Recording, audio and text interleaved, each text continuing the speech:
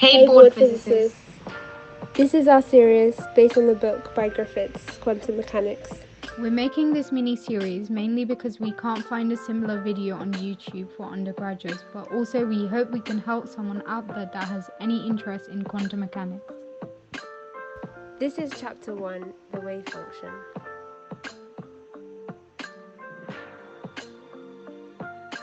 Imagine a particle of mass m moving along the x-axis under a force. The purpose of classical mechanics is to calculate the position of this particle at any given time, so we can then find out the velocity, the momentum, or the kinetic energy, and any other dynamical variable that we wish. How do we even find the position at any time? We use Newton's law, F equals ma, and since conservative forces are the only kind we're considering, we can equate this to the negative grad of the potential. This is because a force field F is defined as conservative if it meets any of the following three conditions. The curl of the force is zero, there is zero net work done by the force that moves a particle through a trajectory that starts and ends in the same place, and finally, the force can be written as a negative gradient of potential.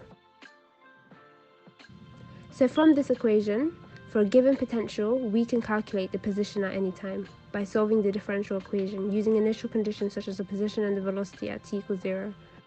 In the case of a harmonic oscillator, this is the equation for the potential, so we get the second order differential with this solution. We can find the velocity by differentiating the solution, and then the acceleration by differentiating again with respect to time. The purpose of quantum mechanics is to calculate the wave function of the particle by solving the Schrödinger equation using initial conditions of the wave function. The wave function is said to describe the state of a particle. So the Schrödinger equation is analogous to Newton's second law. And just like classical mechanics, where position is calculated for all future time, in quantum mechanics, the wave function is calculated for all future time.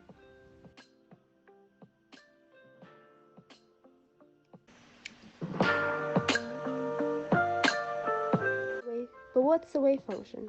Is it spread out in space, as the name suggests? But then how can it describe the state of a particle that is localized? What does it even do for us once we've got it? These questions are answered by Born's statistical interpretation of the wave function, which says that the modulus of the wave function squared gives the probability of finding the particle between a position interval at a time t.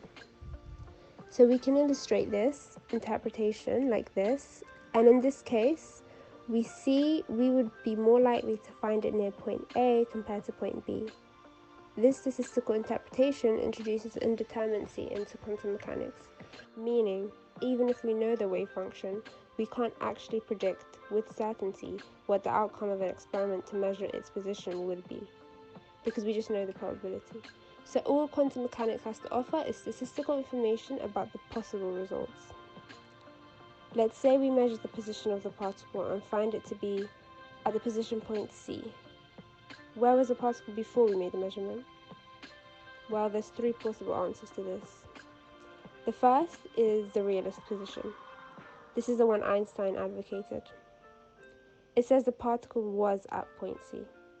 But if this is true, quantum mechanics is incomplete, because if the particle was actually at C, quantum mechanics should have told us that.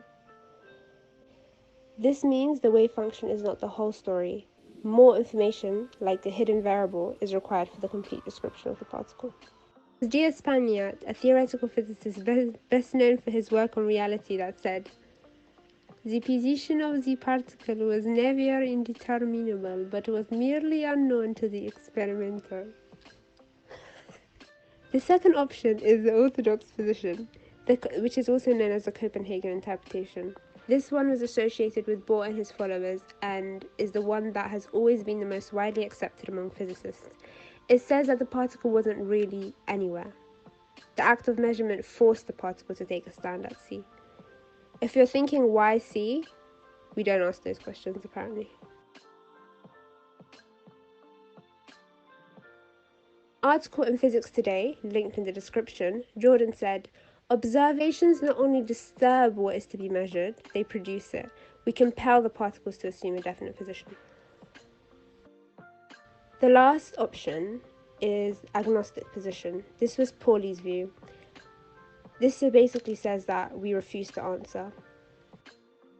I guess this is sensible to since it doesn't really make sense to make statements about the position of a particle before a measurement if the only way you know you're right is to actually conduct a measurement, but then what you get is no longer before the measurement. Pauli said, Einstein modak once been about the problem of whether something one cannot know anything about all existing. Then about the ancient question of how many angels are able to sit on the point of a needle. so these three positions had their separate followers until 1964 when John Bell made a shocking discovery showing that it makes an observable difference to the measurement if the particle had a precise position before the measurement, making the question, which is where was the particle before we made this measurement, an experimental question of orthodox versus realism position. For now, we can see that the experiments confirm the orthodox interpretation, but Bell's theorem will be much more clearer to you as we go along this playlist, so stay tuned. Just to recap, the orthodox interpretation is that the particle simply does not have a precise position before the measurement. It's a measurement process that insists on one particular number.